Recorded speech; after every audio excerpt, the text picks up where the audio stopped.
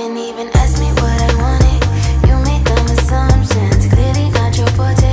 Clearly don't be fucking. You've been fucking liars. Thought that I should let you know. Assalamualaikum warahmatullahi wabarakatuh. Saya Motivasi Filosof Rasafandi ingin mempresentasikan sistem pernapasan manusia.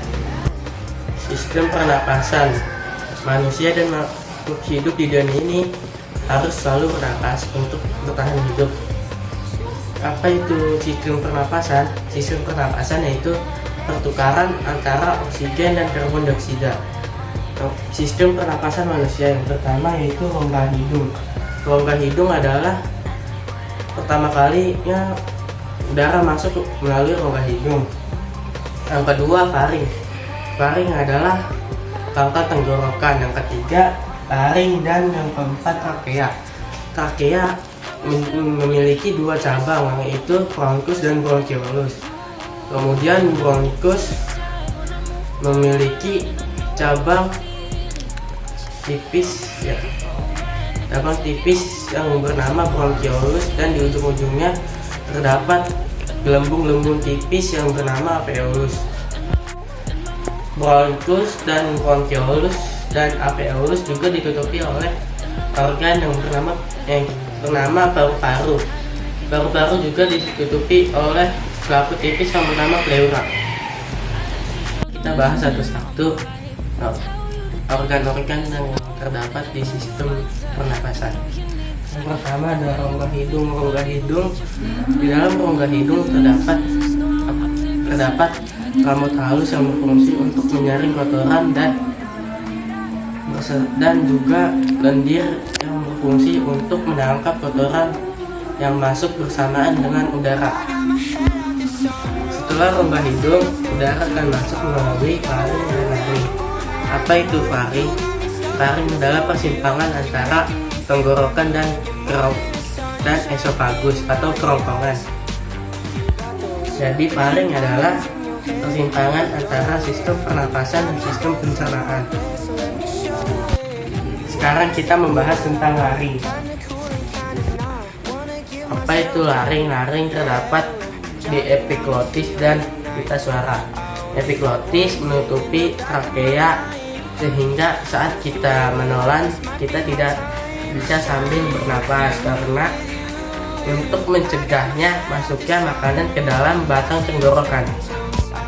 Kemudian udara akan masuk ke dalam pangkal tenggorokan atau yang disebut dengan trakea.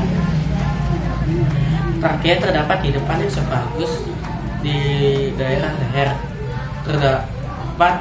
Terdiri dari gelang-gelang dari tulang rawan. Tidak ada bercabang-cabang menjadi dua, kanan dan kiri. Cabang-cabang trakea kita sebut dengan bronkus. Bronkus akan bercabang-cabang lagi menjadi bronkiolus. Dan di ujung bronkiolus terdapat alveolus. Tetapi bronkus, bronkiolus dan alveolus adalah bagian dari paru-paru. 4. Paru-paru bagian luar. Terdiri dari paru-paru bagian kiri, terdiri dari lobus superior dan lobus inferior. Sementara paru-paru bagian kanan terdiri dari lobus superior, lobus medius, dan lobus inferior. Paru-paru sebelah kiri lebih kecil karena hanya memiliki dua lobus. Karena rongga dada harus berbagi tempat dengan organ jantung, sehingga paru-paru sebelah kiri lebih kecil yang memiliki dua lobus, sedangkan sebelah kanan memiliki 3 lobus. Paru-paru dilapisi oleh selaput tipis yang bernama pleura. Kemudian kita masuk ke paru-paru bagian dalam. Kalau kita ulangi lagi, udara masuk melalui rongga hidung, lalu melewati faring dan laring, kemudian masuk ke trakea, lalu trakea bercabang menjadi bronkus bercabang lagi menjadi bronkiolus, dan di ujung bronchiolus terdapat kantung-kantung yang tersusun atas selaput tipis yang biasa kita sebut alveolus. Alveolus adalah gelembung tipis yang diselimuti oleh pembuluh darah kapiler. Nah, di pembuluh darah ini terjadi penyerapan oksigen dan pelepasan CO2. Pembuluh darah ini berisi darah yang tentunya akan mengangkut oksigen dan karbon dioksida ke dalam sel-sel. Jenis-jenis pernapasan. 1. Pernapasan dada. Pernapasan dada terbagi menjadi 2, yaitu inspirasi dan ekspirasi. Inspirasi adalah otot tulang rusuk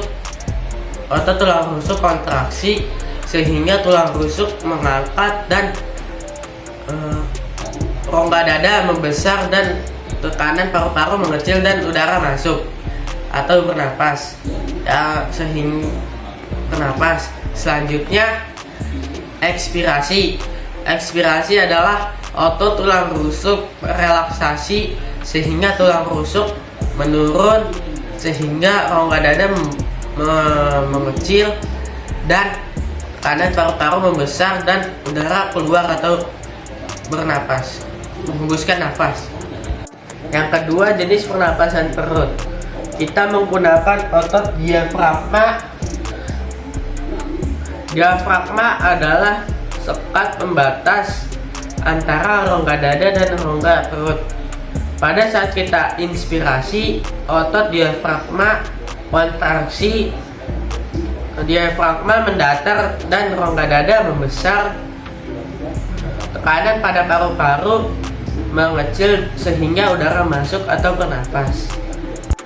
Ekspirasi, otot diafragma relaksasi, diafragma melengkur sehingga rongga dada mengecil dan tekanan pada paru-paru membesar sehingga udara keluar atau menghembuskan nafas.